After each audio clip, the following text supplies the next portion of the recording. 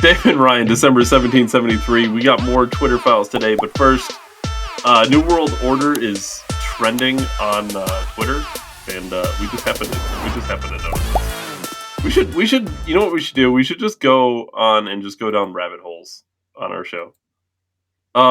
Jane Goodall at the World Economic Forum. We can solve climate change by depopulating the Earth by a mere 7.5 billion people. I don't know if this is what she actually said. We cannot hide away from human population growth because, it underlies so many of the other problems. All these things we talk about wouldn't be a problem if there was the size of population that there was 500 years ago. We cannot hide away from human population growth. It turns out because, it underlies so... Go live with chips. It underlies... So basically, you would be without a job if there was less people. Fuck out of here. Fuck these people. Fuck them.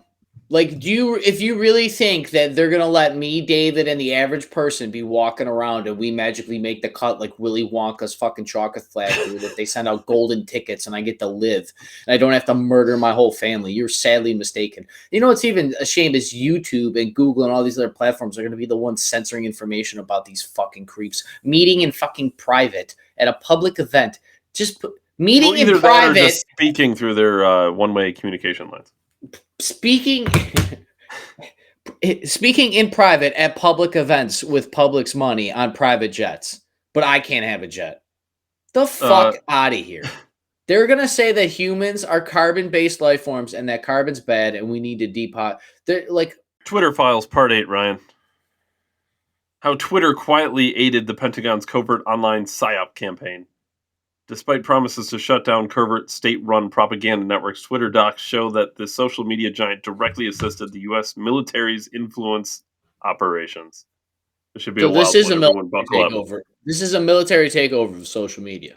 What did you say when we first started talking about Twitter Files? I think it might have even been before we started talking about Twitter Files.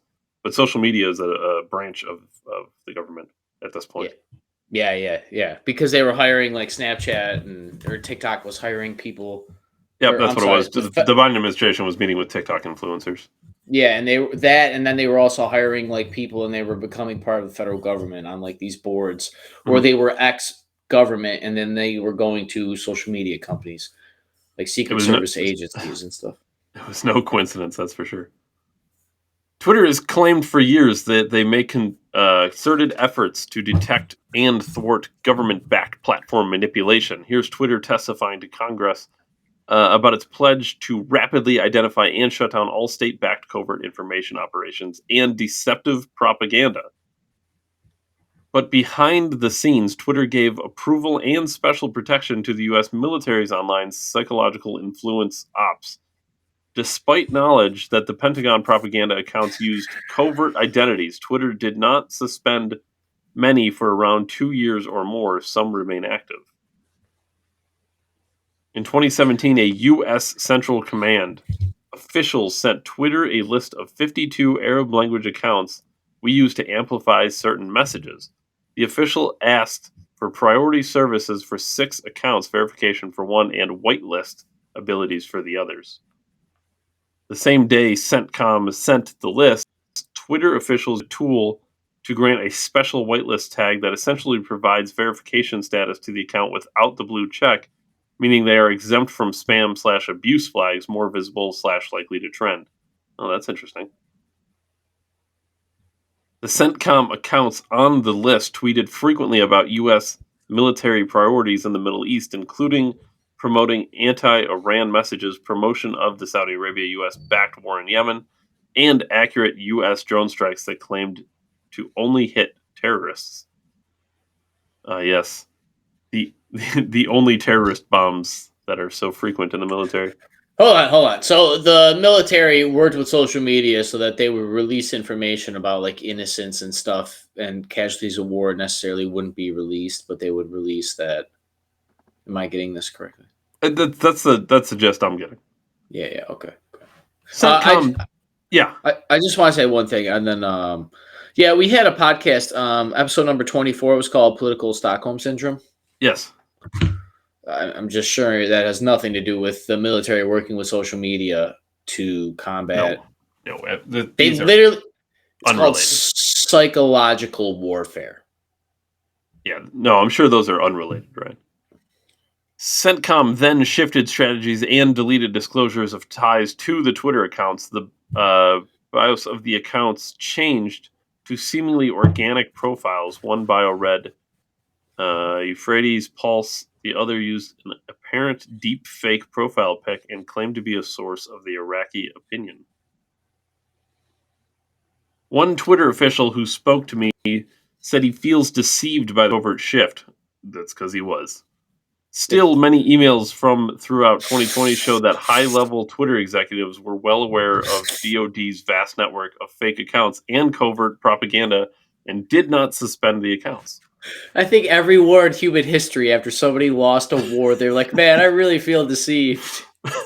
Yeah, it's called fucking warfare. Oh, that's hilarious. For example, Twitter's lawyer, Jim Baker. Oh, that's weird. Wasn't that the guy that we... Wasn't Jim Baker the one we forgot about? Oh, I forgot. If that guy feels deceived, how the fucking American people supposed to feel? That's fine. You feel deceived working at the company, but you just... These people have like literally they're morally bankrupt. It's unbelievable. That's correct. About an upcoming DoD meeting that the Pentagon used, quote, poor tradecraft in setting up its networks, and we're seeking strategies for not exposing the accounts that are, quote, linked to each other or to DoD or the USG. The military did something poorly on accident? No way. So literally in the book Art of War, people. The fuck? Stasia? Is that a name?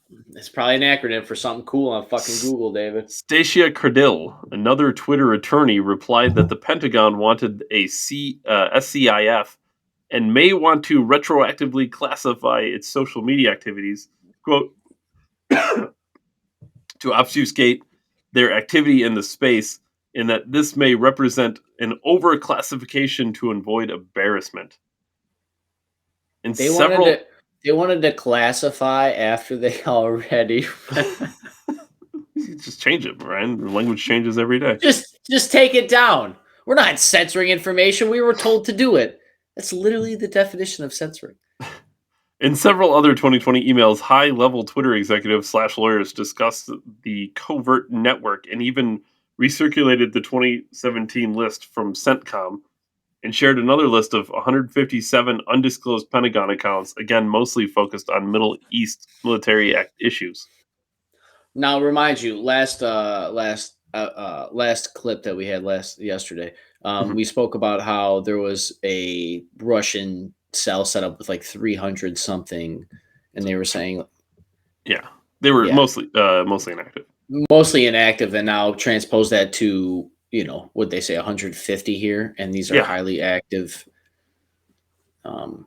It's interesting what you can really do with an army of people that are disciplined and know exactly what they're doing. In a May 2020 email, Twitter's Lisa Roman emailed the DoD with two lists. One list was accounts previously provided to us, and another list Twitter detected the accounts tweeted in Russian and Arabic on U.S. military issues in Syria, ISIS, and many also did not disclose Pentagon ties. I wonder why they didn't disclose Pentagon ties. I'm sure they were just being deceptive. I feel deceived. Many of these secretive U.S. military propaganda accounts, despite detection by Twitter as late as 2020, but potentially earlier, continued tweeting through this year, some not suspended until May 2022 or later, according to records I reviewed. In August 2022, a Stanford Internet Observatory report exposed a U.S. military covert propaganda network on Facebook, Telegram, which we heard about. That was the one-way communication line.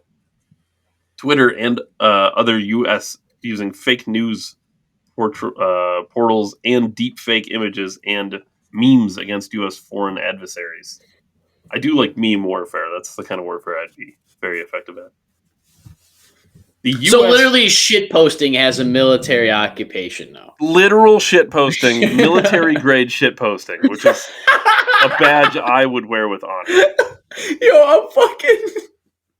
I never knew my calling in life was found already, but I am a military level shit poster.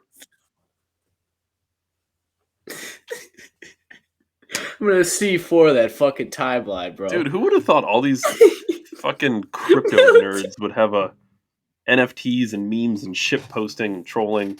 It's all military. It's a big psyop. Military grade shit. There's a war for your mind. It's fucking hilarious. The Stanford report did not identify all of the accounts in the network, but one they did name was the exact same Twitter account CENTCOM asked for whitelist privileges in its 2017 email. I verified via Twitter's internal tools the account used an AI-created deepfake image. AI-created deepfake image. Where have we seen AI images recently? I don't know. They just had this crazy app. Just out of nowhere. $10 to just be part of this military psyop now. Military grade shit posting. Military grade AI filters. In subsequent reporting, Twitter was cast as an unbiased hero for removing unbiased hero. The fuck? Yeah, very unbiased. A network of fake user accounts promoting pro-Western policy positions. Media covering the story described Twitter as evenly applying its policies and proactive in suspending the DoD network. Just the Department of Defense, huh? The reality is much more murky. I wonder if the FBI told them to ban the Department of Defense, David. The reality is much more murky. Twitter actively assisted CENTCOM's network going back to 2017, and as late as 2020 knew these accounts were covert / designed to deceive and manipulate the discourse, a violation of Twitter's policies and promises they waited years to suspend.